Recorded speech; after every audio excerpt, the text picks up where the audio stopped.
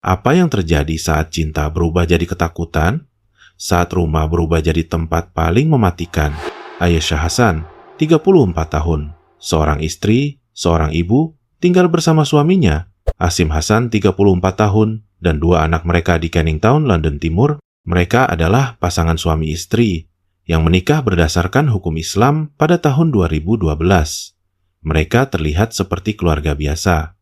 Tapi apa yang benar-benar terjadi di balik dinding rumah keluarga itu? Suami istri itu terlibat pertengkaran soal uang, kecurigaan, dan cemburu. Asim, yang adalah seorang petugas lalu lintas, mulai menuduh Aisyah berselingkuh. Tapi, siapa sebenarnya yang menyimpan rahasia? Aisyah mulai takut pada suaminya, karena dia tidak dapat diprediksi dan sering marah-marah. Ia hanya diam, tapi diam-diam ia menyimpan luka dalam ponselnya. Sebuah folder bernama Hidden menjadi saksi bisu. Di dalamnya terdapat foto-foto memar dan mata lebam.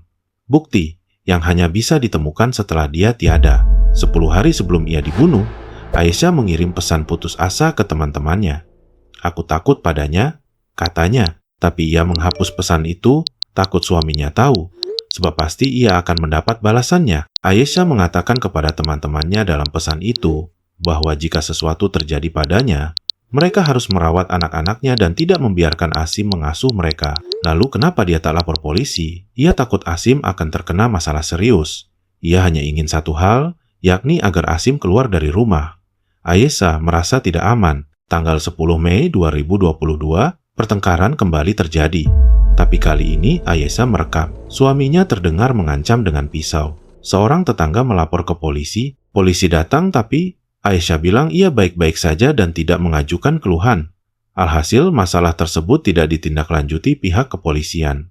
Lantas mengapa demikian? Apa karena takut? Atau karena dia tahu ancaman itu nyata dan dekat? Di rekaman lain, Aisyah menangis. "Kali ini kamu akan membunuhku," katanya. Tapi ia tetap bertahan.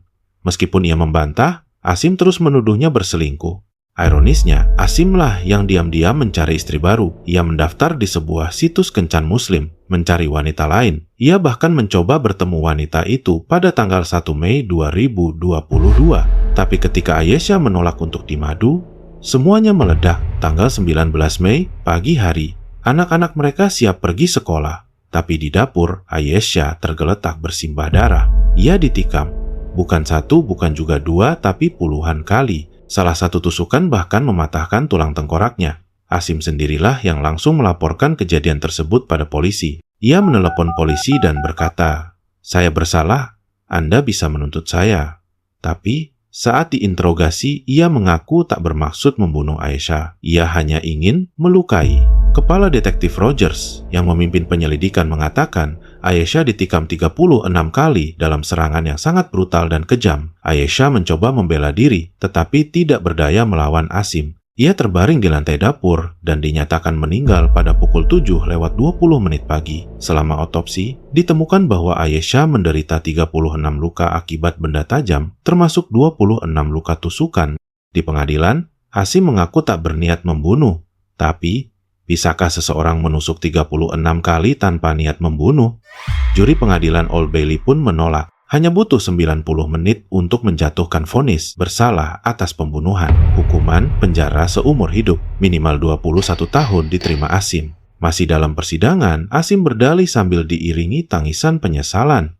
Ia berkata, dalam budaya tertentu, ia berhak punya istri kedua. Tapi, budaya macam apa yang membenarkan darah istri tak bersalah di tangannya? Hakim Anthony Leonard berkata tegas, serangan ini brutal, panjang, dan Aisyah pasti mengalami penderitaan yang tak terbayangkan. Mewakili keluarga korban, saudari Aisyah berkata, dia tidak akan pernah melihat anak-anaknya tumbuh, dia tidak akan ada untuk momen penting mereka, karena kamu. Pada akhirnya, kekerasan dalam rumah tangga seringkali tidak terlihat, tapi nyata. Jika Anda melihat tanda-tanda sekecil apapun, jangan diam. Suarakanlah, karena tidak semua orang seberani Aisyah menyimpan luka dan bukti, dan tidak semua bisa bertahan untuk menceritakannya. Biarlah kisah Aisyah Hasan menjadi pengingat bahwa tidak semua luka terlihat, dan tidak semua rumah adalah tempat yang aman. Berbicara bisa menyelamatkan, dan diam bisa mematikan.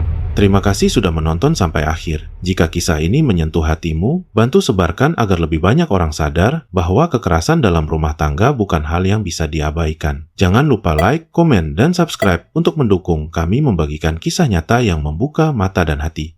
Suara kamu bisa menyelamatkan seseorang.